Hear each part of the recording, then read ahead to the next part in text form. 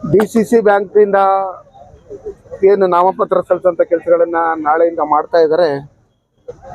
ನಾವು NDA ಮೈತ್ರಿಕೂಟದಿಂದ ಭಾರತೀಯ Janata party ಮತ್ತು JDS ಒಟ್ಟಿಗೆ ಸೇರಿ ಕೂತು ಮಾತಾಡಿ ಯಾರನ್ನ ನಾಮಪತ್ರ ಹಾಕಬೇಕು ಅಂತ ಹೇಳಿ ನಾವು ನಮ್ಮ ಭಾರತೀಯ ಜನತಾ ಪಾರ್ಟಿ ಜಿಲ್ಲಾಧ್ಯಕ್ಷರು, ಮಾಜಿ ಶಾಸಕರುಗಳು ಮತ್ತು JDSನ ಜಿಲ್ಲಾಧ್ಯಕ್ಷರು ಮತ್ತು ಹಾಲಿ ಶಾಸಕರುಗಳು, ಮಾಜಿ ಶಾಸಕರು, MLC ಗೋವಿಂದರಾಜಣ್ಣವರು ಎಲ್ಲ ಮುಖಂಡರುಗಳು ಒಟ್ಟಿಗೆ ಸೇರಿ ತೀರ್ಮಾನ ತಗೊಂತೀರಿ.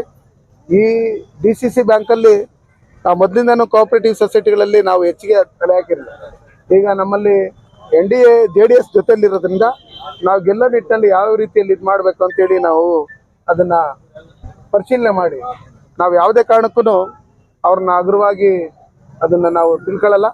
ತುಂಬ ಸೂಕ್ಷ್ಮವಾಗಿ ತಿಳ್ಕೊಂಡು ನಾವು ಇದನ್ನು ಗೆಲ್ಲುವಂಥ ರೀತಿಯಲ್ಲಿ ಯಾವ ರೀತಿಯಲ್ಲಿ ನಾವು ರೂಪರೇಷೆಗಳನ್ನು ಕೈಗೊಳ್ಳಬೇಕು ಅದನ್ನು ನಾವು ಮಾಡ್ತೀರಿ.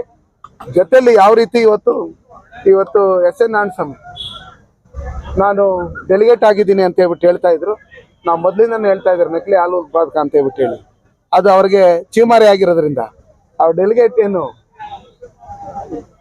ತಿರಸ್ಕೃತ ಆಗಿರೋದ್ರಿಂದ ಇವತ್ತು ನಾವು ಅಲ್ಲಿ ಯಾರೇ ನಿಂತ್ಕೊಂಡ್ರು ನಮ್ಮಲ್ಲೂ ನಾವು ಬಂಗಾರಪೇಟೆಯಲ್ಲಿ ಕ್ಯಾಂಡಿಡೇಟ್ನ ನಾವು ರೆಡಿ ಮಾಡಿದ್ರಿ.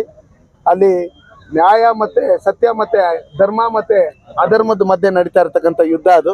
ಅದರಲ್ಲಿ ಧರ್ಮ ಗೆಲ್ಲುತ್ತೆ. ಯಾವ ರೀತಿ ಇಲ್ಲಿ ನಾವು ಪಾಕಿಸ್ತಾನ ಮೇಲೆ ಗೆದ್ರೋ ಅದೇ ರೀತಿಯಲ್ಲಿ ನಾವು ಬಂಗಾರಪೇಟೆಯಲ್ಲಿ ಹಾಲು ಉತ್ಪಾದಕರ ಸಂಘದಿಂದ ಏನು ಚುನಾವಣೆ ನಡೀತೈತೆ ಅದರಲ್ಲೂ ನಾವು ಗೆಲ್ತೀರಿ ಅಂತ ಹೇಳುತ್ತೆ.